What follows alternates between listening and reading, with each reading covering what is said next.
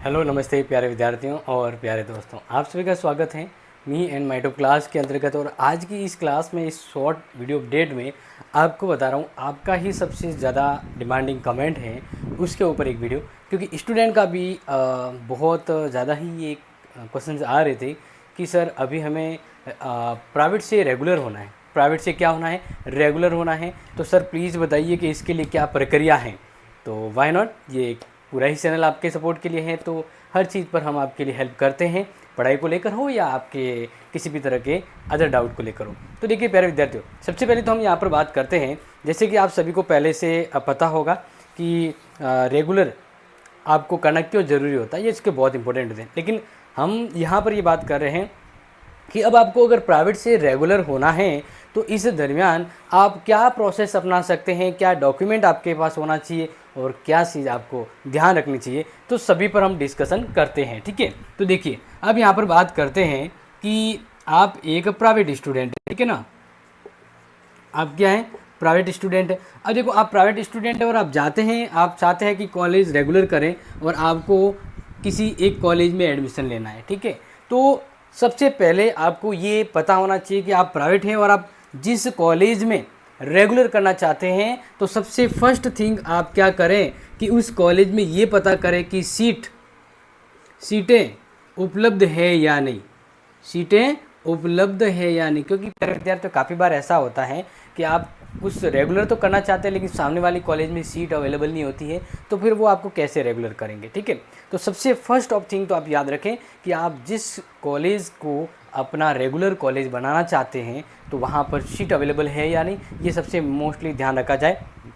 दूसरी यहाँ पर बात करें कि अगर उस कॉलेज में ज़्यादा स्टूडेंट रेगुलर होना चाहते हैं जो प्राइवेट थे, तो वहाँ पर मान लीजिए कि एक उदाहरण देता हूँ कि अगर 100 सीट थी और 100 में से मान लीजिए 10 सीटें ही खाली हो, कितनी सीटें खाली हो, और 20 जनों के रेगुलर के फॉर्म आते हैं, तो वहाँ पर मेरिट बनती है। क्या बनती है? मेरिट बनती है, यानी जिसके हाईएस्ट परसेंटेज होंगे वो 10 स्टूडेंट हैं वहाँ पर सिलेक्ट हो जाते हैं। तो ये ध्यान रखना, क्योंकि बहुत जने हैं वो रेगुलर के लिए अप्लाई करते हैं, तो अगर रेगुलर कॉलेज वाले के पास अगर सीट नहीं है तो वो कैसे देगा, तो इसलिए ये चीज़ आपको पता होनी चाहिए। ठीक है, अब ये पहली थिंग तो आपको पता हो गई जो आपको ऑलरेडी पता होना चाहिए। अब बात करते हैं दूसरी फॉर्म कि अब यहाँ पर क्या करें कि आपको जिस कॉलेज में रेगुलर करना है तो वहाँ पर रेगुलर फॉर्म भी होता है, आप भर सकते हैं रेगुलर फॉर्म। ठीक है ना, अगर कॉलेज आपकी प्राइवेट है,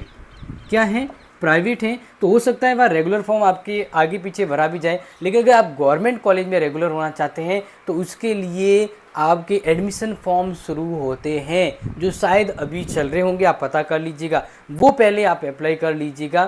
ठीक है, और इसके बाद ज़रूरी थिंग जो है वो आपको बता देता हूँ। तीसरा जो ज़रूरी थिंग है कि प्राइवेट से रेगुलर होने के लिए सबसे ज़रूरी चीज़ आपको शीट देखना, और फिर आपको क्या करना होता है, आपका जो एग्ज़ाम फॉर्म भरते हैं ना, क्या भरते हैं, एग्ज़ाम फॉर्म, उस समय एक ऑप्शन मिलता है और वो ऑप्शन होता है private to regular, private to क्या होता है, रेगुलर होता है। तो वो फॉर्म आप सिलेक्ट करते हुए फॉर्म को भरें, क्योंकि ये ज़रूरी है, ये ध्यान रखिएगा। सबसे मोस्ट ऑफ जो थिंग होती है ना, वो आप एग्ज़ाम फॉर्म भरते समय इसका ध्यान रखें कि ये चीज़ आप ज़रूरी उस चीज़ को मेंशन करें। ठीक है, अब बात करते हैं कि आपका मान लीजिए जिस कॉलेज में हो जाता है, जिस कॉलेज में आप अप्लाई कर रहे हैं उस कॉलेज के अंतर्गत आप मान लीजिए रेगुलर फॉर्म भर लेते हैं, तो उस दरमियान आपको उस कॉलेज में कुछ डॉक्यूमेंट जमा करवाने होंगे। ठीक है ना, अब डॉक्यूमेंट क्या करवाने हैं,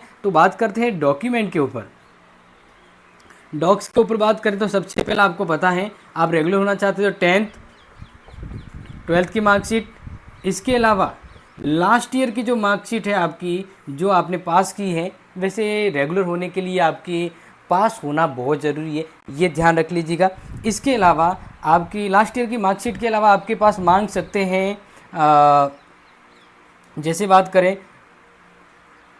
कास्ट सर्टिफिकेट, ठीक है ना, सीसी यानी कास्ट सर्टिफिकेट हो गया, करेक्टर सर्टिफिकेट हो गया, कास्ट सर्टिफिकेट हो गया, करेक्टर सर्टिफिकेट हो गया, और बोनाफाइड सर्टिफिकेट यानी मूल निवास, बी बोनाफाइड सर्टिफिकेट। देखो, कास्ट सर्टिफिकेट, करेक्टर सर्टिफिकेट और बोनाफाइड यानी मूल निवास, ये आपके मांग सकते हैं। इसके अलावा अब एक चीज़ है वो है ABC ID, ABCD ID वो आप ज़रूर मेंशन करें, ठीक है। और ये सब चीज़ें हैं वो आपको वहाँ जमा करवानी है और एग्ज़ाम फॉर्म भरते समय आपको ये ध्यान रखना है। तो अभी जैसे मान लीजिए आप प्राइवेट है और रेगुलर होना चाहते हैं। अब जैसे अगर बात करते हैं कि काफ़ी स्टूडेंट है जो फर्स्ट ईयर के हैं और वो सेकंड ईयर में होना चाहते हैं, तो फर्स्ट से सेकंड ईयर में हो सकते हैं। लेकिन अगर यहाँ पर अभी बात हो रही है कि अभी सेमेस्टर सिस्टम है, कोई स्टूडेंट फर्स्ट सेमेस्टर में है और वो सेकंड सेमेस्टर में रेगुलर होना चाहता है, ठीक है ना, तो सेकंड सेमेस्टर में वो रेगुलर नहीं हो सकता। ये दोनों सेमेस्टर फर्स्ट ईयर के अंतर्गत काउंट होते हैं। उसके रेगुलर होना है तो उसे थर्ड सेमेस्टर शुरू होता है, तब वहाँ पर कॉलेज के लिए रेगुलर फॉर्म उपलब्ध है तो वो भरे और एग्ज़ाम फॉर्म भरते समय ये वाला सिलेक्ट करें, ठीक है। तो ये ज़रूरी जानकारी थी आपको रेगुलर होने के लिए, प्राइवेट से रेगुलर होने के लिए आपको क्या करना है, ठीक है। इसके अपोजिट होता है कि रेगुलर से अगर आपको प्राइवेट करना है तो वन मेंशन थिंग्स होती हैं कि इसमें भी आप एक ही चीज़ करें कि आप जब एग्ज़ाम फॉर्म शुरू होता है ना तो उसमें ऑप्शन होता है प्राइवेट, रेगुलर टू प्राइवेट, वो फॉर्म भरें और क्लियर हो जाएगा, क्योंकि प्राइवेट के लिए कोई परमिशन लेने की ज़रूरत नहीं होती है।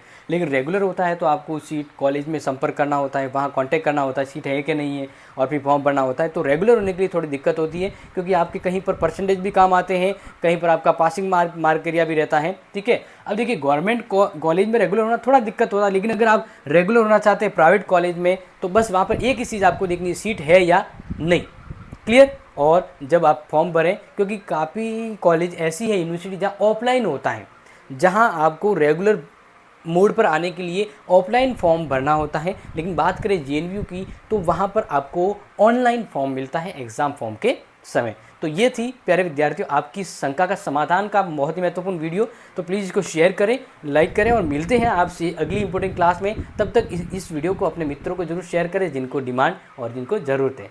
Thank you so much, take care and have a nice day.